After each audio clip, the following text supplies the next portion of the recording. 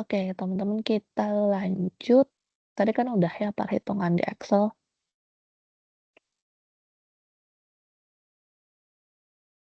Hmm,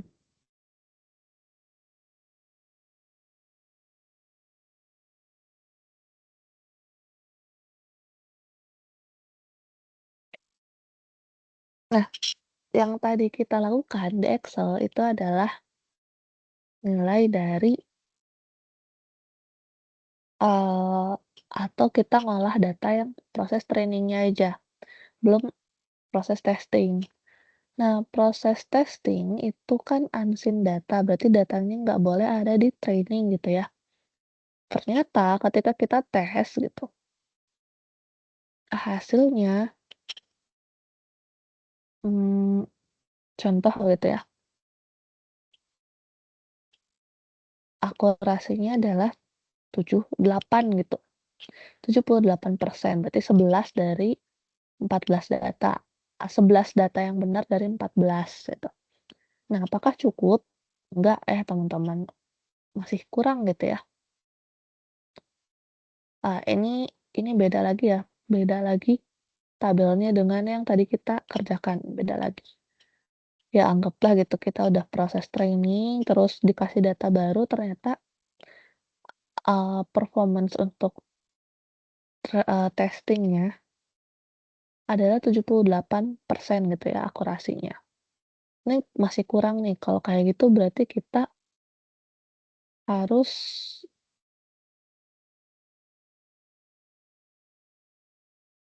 buat decision tree yang baru gitu ya, sampai beres.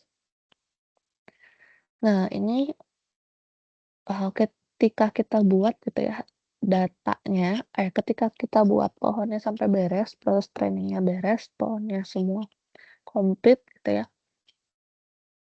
data trainingnya atau ya trainingnya adalah 100% akurasinya.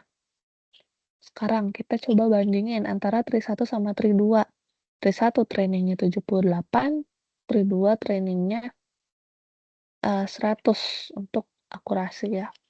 Ini kedalaman. Jadi kalau kedalaman satu berarti kan sampai sini aja. Ini kedalaman 2, ini kedalaman 3.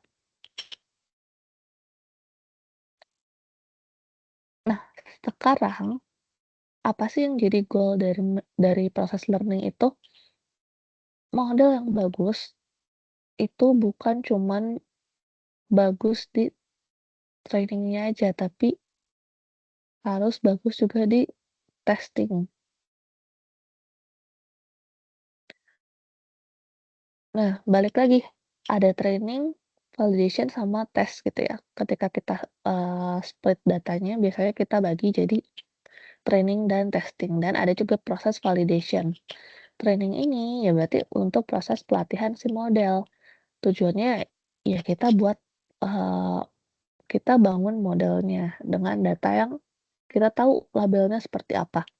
Kemudian validation, validation ini seperti proses testing seperti testing dalam proses training gitu. Tujuannya apa? Buat ngecek performance model. Nah, apakah sampai step ini, eee, performance-nya udah bagus gitu? Intinya validation ini adalah buat untuk menentukan hyperparameter.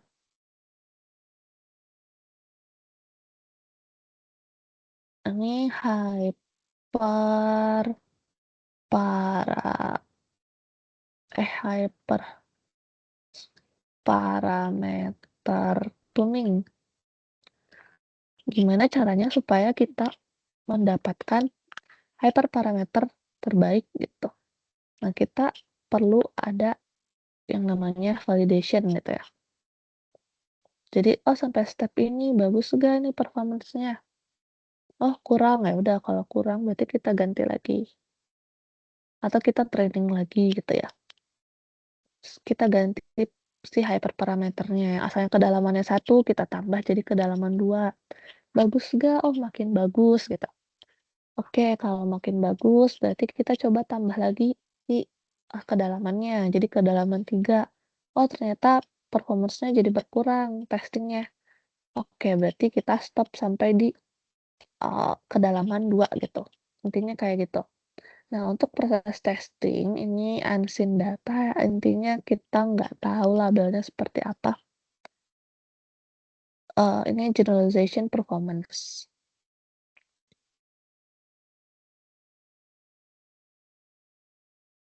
Contoh ini validation data point, data validation-nya yang ini ternyata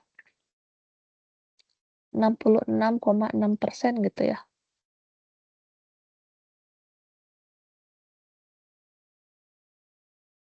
Mana sih?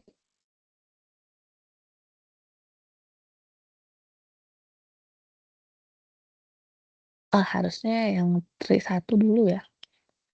Kayak, ternyata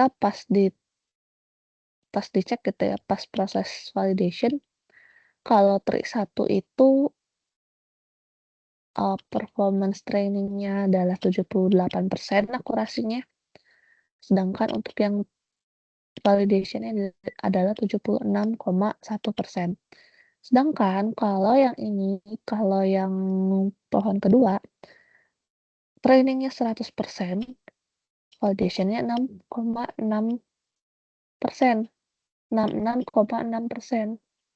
Nah, ini kalau kita, spesifik gitu ya, kita tulis lebih detailnya, lebih ringkasnya kayak gini nih. Sekarang kasus satu ini disebut sebagai overfit. Kenapa? Ketika trainingnya akurasi training jauh lebih besar daripada validation atau, testing gitu ya, dia namanya overfit. Kenapa overfit? Karena pohon yang dibuat terlalu kompleks.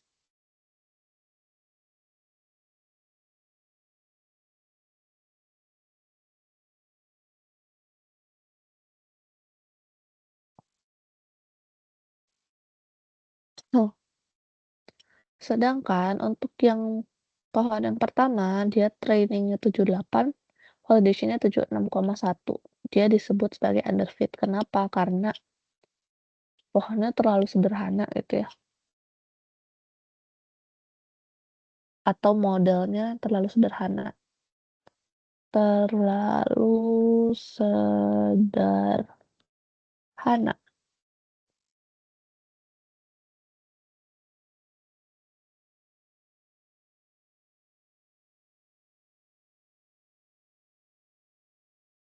Nah, overlive fit to train data, terus resulted model is terlalu kompleks ya gitu, si model yang dibuat tuh terlalu kompleks. Sehingga dia poor untuk prediksi performance untuk unseen data. Eee, kita bisa lihat gitu ya, gap antara training dan validation, yang ini training, yang ini validation gitu ya. Jauh banget itu kan di ujung. Nah, ini alasannya kenapa, karena terlalu dalam atau modelnya terlalu kompleks.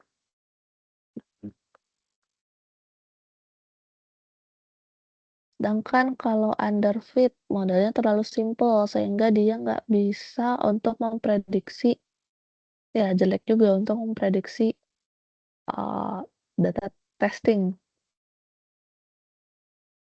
karena modelnya terlalu sederhana.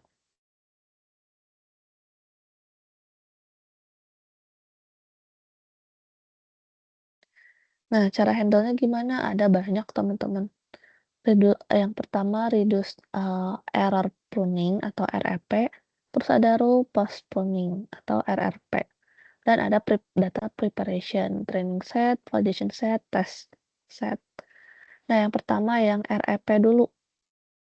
Yang REP ini intinya atau reduce, error pruning, eee, kalau kita lihat di sini gitu ya, ini notenya 10, dia masih naik dua-duanya gitu ya. Ini kita abaikan untuk yang testing, kita fokus ke yang validation. Terus yang ini juga dua-duanya masih naik gitu ya, sama-sama naik. Nah, ketika di titik 40 atau, number of nodes-nya adalah 40, 40 ke sebelah sana, ke sebelah kanan, dia turun performance untuk validation-nya. Ya udah kalau kayak gitu kita cut off aja, kita potong sehingga, cuman sampai node yang ke-40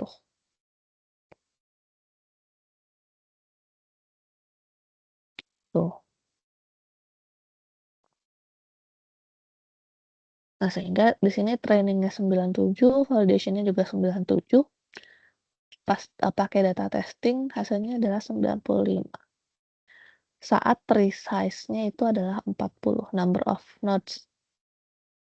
Sedangkan kalau rule post pruning, contohnya adalah ketika kita udah buat ini model gitu ya, model decision tree yang kompleks, ternyata akurasi trainingnya 100, validation-nya 68, jauh nih. Kalau kayak gitu berarti kita harus, eee, ini 29 ini rata-rata ya teman-teman, rata-rata akurasi training sama validasi. Ya udah kalau kayak gitu kita coba potong si pohonnya. Oke, pertama kita dari yang sebelah kiri dulu, psikologi. Kita coba potong jadinya yes. Ketika dipotong, hasilnya naik ya teman-teman, validation yang asalnya 68 jadi 82. Sehingga ya walaupun trainingnya jadi turun tapi nggak masalah, karena kita mau fokusnya adalah ke validation. Validation-nya naik nih sehingga rata-rata akurasinya naik. Oke, kalau kayak gitu berarti jadi ini dipotong, sehingga untuk yang GPA nilainya good itu pasti keterima gitu. Selanjutnya kita pilih yang nah untuk pemilihan rule post pruning ini, ambil yang daun gitu ya atau yang terakhir. Nggak bisa tiba-tiba langsung ke sini, tapi harus ke yang bawahnya dulu. Oke, sekarang kita mau coba potong yang interview gitu ya, yang di sini. Ketika dipotong, naik nih akurasi validation-nya 92. Oke, kita cut off atau kita potong gitu ya. Sehingga kalau ada psychology Hui langsung di nol gitu ya. Bentar. Kalau yang ini kan yes, yes, no gitu ya. Berarti paling banyak kan suaranya adalah yes, makanya di sini ganti jadi yes. Sekarang ketika yang interviewnya dipotong, nah dari atasnya psychology ini kan kalau strong yes, moderate yes. Walaupun di sini hasil interviewnya yes-nya ada 3, no-nya 1, kita ambil yang no. Kenapa? Eee, kalau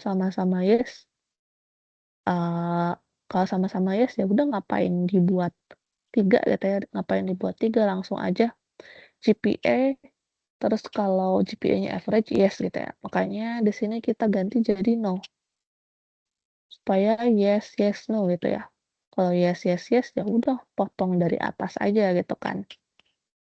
Nah, ternyata bagus nih, makin naik gitu ya akurasinya. Oke, sekarang kita coba pertimbangkan yang ini. Yes, no, no, no. Kita lihat kalau misalnya mau dipotong, kan yang di atasnya ini ada no sama no gitu ya, psychology moderate no, weak juga no. Berarti supaya kalau kita mau potong berarti nilainya harus beda, yaitu yes. Nah, ternyata ketika kita potong, hasil akurasinya adalah validation akurasinya adalah 100. Oke, bagus nih 100 gitu ya. Udah sempurna untuk validation. Oke, lanjut. Berarti kita coba potong yang bagian sini. Nah, pas dipotong, ternyata validation akurasinya turun. Kalau turun berarti kita cancel untuk nge-pruning gitu. Oke, sekian teman-teman untuk materi minggu ini. Nanti saya kasih tugas supaya teman-teman mengerjakan. Tugasnya, supaya kalian belajar gitu ya. Tugasnya nanti saya sediain tabel, terus teman-teman buat, eee, teman-teman hitung solusinya hitung solusinya mirip sama yang kayak di Excel tadi. Nah, tapi dikumpulkan harus tulis tangan. Kenapa? Karena kalau tulis tangan jadi kalian ingat apa yang sudah dikerjakan gitu ya, nanti dikumpulin di LMS. Sekian, terima kasih. Wassalamualaikum warahmatullahi wabarakatuh.